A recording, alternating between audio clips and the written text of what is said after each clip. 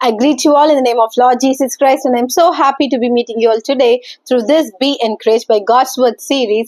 And இன்றைக்கு நம்ம என்ன டாபிக் பார்க்க போறோம்னா, forgive to be forgiven. நீங்க மன்னிக்கப்படணும்னா பிறரை நீங்க மன்னிக்கணும். நம்ம எல்லாருமே தேவனால மன்னிக்கப்பட்ட ஒரு ஸ்பெஷலான பீப்புள். கரெக்டா? நம்ம செய்த பாவங்களுக்கெல்லாம் மன்னிப்பே இல்லாம தான் இருந்தது. பட் தேவன், பிதாவாகிய தேவன் அவரோட ஒரே பேரான குமாரனை நமக்காக அனுப்பி நம்மளோட பாவங்களை எல்லாத்தையும் மன்னித்தார். கரெக்டா? If forgave our sins. அவர் நம்ம பாவங்களை மன்னித்த தேவனாக மாத்திரமல்ல, நம் பாவங்களை மறக்கவும் செய்தார்ல. என்னைக்காச்சும் ஏசப்பா நம்ம கிட்ட வந்து, அப்போ நீ என்ன செஞ்ச, இப்போவும் நீ இப்படிதான் செய்யற அப்படின்னு தான் நம்ம கிட்ட சொல்லியிருக்காரா? இல்லையே. பட் நிறைய நேரத்துல நம்ம எப்படி இருக்கோம், நம்ம சொல்லுவோம், I forgive you but I will not forget it அப்படின்னு சொல்லுவோம். But that's not true.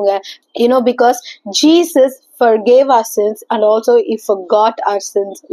நம்ம இனிமே அதுக்கப்புறம் ஏதாவது பாவம் செய்யும் போது நம்மளை கண்டிப்பா அவர் வந்து என்ன பண்றாரு, கண்டிக்கிறாரே தவிர பழைய பாவத்தை தோண்டி நம்மளை வந்து என்ன பண்ண மாட்டாரு, நம்மளை கில்ட்டுக்குள்ள தள்ள மாட்டாரு. கரெக்டா? நம்மளோட பழைய காரியங்கள் எல்லாம் தோன்றது யாருன்னா சத்ருவானவன் தான். சோ இன்றைக்கு கூட we gonna look at a parable. நம்ம ஒரு உவமையா பார்க்க போறோம். அதோட கதையை நான் சொல்றேன். ஒரு ஒரு ஒரு மனிதன் இருக்காரு. அவர் வந்து அந்த கட்ட வேண்டிய ஒரு பணத்தை கட்டாம இருக்கும்போது அங்க இருக்கிற மாஸ்டர் என்ன பண்றாங்க, அவனுக்கு பனிஷ்மெண்ட் கொடுக்கணும் அப்படின்ற மாதிரி இருக்காங்க. ஏன்னா அந்த இது தள்ளி போயிட்டதுனால. பட் அந்த மனிதன் என்ன பண்றாரு, கெஞ்சுறாரு, வேணாம் ப்ளீஸ் அப்படி பண்ணாதீங்க அப்படின்னு கெஞ்சும் போது அவர் மனதுருகி சரி ஓகே அப்படின்ட்டு அவருக்கு அதை மன்னிச்சு விட்டுறாரு. பட் இந்த ஒரு பர்சன், மன்னிப்பு பெற்றுக்கொண்ட பர்சன் கிட்ட இன்னொருத்தர் கடன் வாங்கியிருந்த போது அவர் ஸ்ட்ரெயிட்டா அவர்கிட்ட போய், நீ எப்படி எனக்கு கொடுக்காம இருப்ப அப்படி இப்படின்ட்டு அவர்கிட்ட ரொம்ப இது பண்ணிட்டு he was about to like punish him. இதை பார்த்த சில பேர் அந்த மாஸ்டர் கிட்ட போய் சொல்லும் போது அந்த மாஸ்டர் இந்த பர்சனை கூப்பிட்டு என்ன பண்றாங்க, நான் உன்னோட இதை மன்னிச்சிருந்தேனே, நீயே எப்படி மன்னிக்காம இருக்க அப்படின்னு சொல்லிட்டு அவருக்கு ரொம்ப கோவம் வந்து அவர் என்ன பண்றாரு, அந்த பர்சன் என்ன பண்றாங்கன்னா பனிஷ் பண்ணிடுறாங்க. ஓகேவா? சோ அதுக்கான சில வசனங்களை வாசிப்போம். மத்தேயு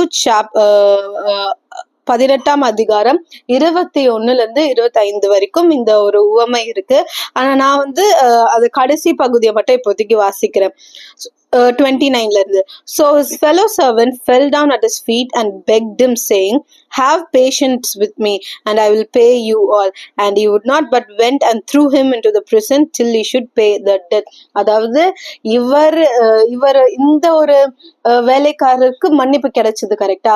அந்த மன்னிக்கப்பட்ட வேலைக்காரன் அவர்கிட்ட காசு வாங்கினவங்களை வந்து மன்னிக்காம என்ன பண்றாரு, சிறையிலே போய் தள்ளி விட்டுறாரு. அதுக்கப்புறம் என்ன ஆகுது, so when his fellow servants saw what had been done, they were very grieved and came and told their master all that had been done. Then his master, after he had called him, said to him, you wicked servant, I forgave you all the debt because you begged me.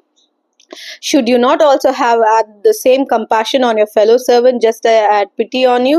And his master was angry and delivered him to the torturers until he should pay all that was due to him. So my heavenly Father also will do to you if each of you from his heart does not forgive his brother his trespasses. தமிழ்ல அந்த கடைசி வசனத்தை வாசிப்போமா? 35ஆம் வசனத்தை. நீங்களும் அவனவன் தன் சகோதரன் செய்த தப்பிதங்களை மனப்பூர்வமாய் மன்னியாமற் போனால் என் பரமபிதாவும் உங்களுக்கு இப்படியே செய்வார் என்றார். சோ இங்க இவர் செய்தது எவ்வளவு பெரிய ஒரு கொடுமையான விஷயம்ல. இந்த ஒரு வேலைக்காரனுக்கு தன்னன் கட்ட வேண்டிய கடனை எல்லாம் அவரோட எஜமான் மன்னிச்சுட்டாரு. ஓகே வேணாம் அப்படின்னு மன்னிச்சுட்டாரு.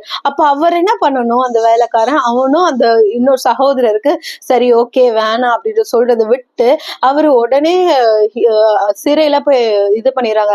அதை பார்த்த எஜமானுக்கு ரொம்ப கோவம் வந்து என்ன கேக்குறாரு, நான் உன்னை மன்னிச்சேன், நீயும் அப்படித்தானே இருந்திருக்கணும் அப்படின்ட்டு அவருக்கு ஒரே கோவம் வந்து அவரு என்ன பண்ணிடுறாரு. தமிழ்ல வாசிக்கலாம் அந்த வசனத்தை.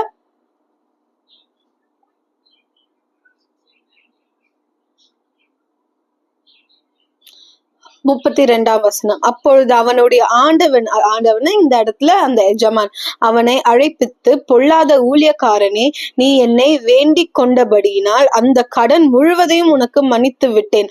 நான் உனக்கு இறங்கினது போல நீயும் உடன் வேலைக்காரனுக்கு இறங்க வேண்டாமோ என்று சொல்லி அவனுடைய ஆண்டவன் கோபம் அடைந்து அவன் பட்ட கடனை எல்லாம் தனக்கு கொடுத்து தீர்க்கும் அளவு உபத்திரவங்களிடத்தில் அவனை ஒப்பு கொடுத்தார். சோ திரும்ப நீ கட்ட வேண்டிய கடன்லாம் நீ கொடுக்கணும். அதாவது மன்னிப்பு பெற்ற இடத்துல அவனோட ஆட்டிடியூட் சரியா இல்லாததுனால அவனுக்கு திரும்ப ரிவீட் அடிச்சுச்சுன்னே சொல்லலாம். சோ இன்றைக்கு கூட நம்ம அப்படிதான் இருக்கணும். நம்ம ஏசப்பா கிட்ட, ஏசப்பா நம்ம மன்னிச்சிடுங்கன்னு சொல்லிட்டு நம்மளுக்கு ஜாலியா இருக்கும் ஏசப்பா கிட்ட இருந்து மன்னிப்பு பெற்றுக்கொள்ளும் போது. ஆனா நம்மளோ பிறரை மன்னிக்கிறதுக்கு ரொம்பவே யோசிப்போம்.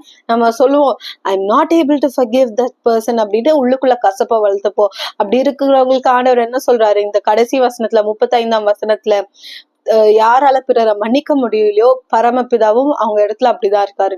சோ இன்றைக்கு நம்ம தேவன் இடத்துல கேட்போம், நாளையாச்சும் மன்னிக்க முடியலையா, யாரா பண்ண ஒரு காரியம் உங்களை ரொம்ப வேதனைப்படுத்துதா, just remember that God was able to forgive you. So நம்மளும் ஏசப்பா போல பிறரை மன்னிக்கிறதுக்கு தேவன் இடத்துல உதவி கேட்போம். வாங்க இப்ப நம்ம ஜெபிக்கலாம். Jesus we thank you for this day. அப்பா, எந்த இடத்துலயும் அப்பா உம்மை வாயில இருந்து நாங்க பொல்லாத ஊழியக்காரனே, பொல்லாத மகளே, பொல்லாத மகனே என்ற வார்த்தையை நாங்க பெறக்கூடாது ராஜா. எஸ்அப்பா, ஹெல்ப் us to ஆண்டவரே forgive and forget just like you did ஆண்டவரே. பிறரை மன்னிக்க ஆண்டவரே, பிறர் செய்த தப்பிதங்களை மறக்க எங்களுக்கு கிருபை பாராட்டுங்க ராஜா. நீர் இதுவரை எங்களை அப்பா மன்னித்து இம்மட்டும் நடத்துகிறதுக்கு நன்றி. உண்மை பிரதிபலிக்க எங்களுக்கு கிருபை பாராட்டுங்க. இன்றைக்கு கூட எங்களால யாரையாச்சும் மன்னிக்க முடியாம இருந்தா அதை உங்க கருத்துல ஒப்படைக்கிறோம் ஏசப்பா. அவங்களை நாங்க மனப்பூர்வமா மன்னிக்கிறோம் ராஜா. Be with us, guide us and guard us, Lord. In Jesus' name, amen. Amen. God bless you. Have a great day.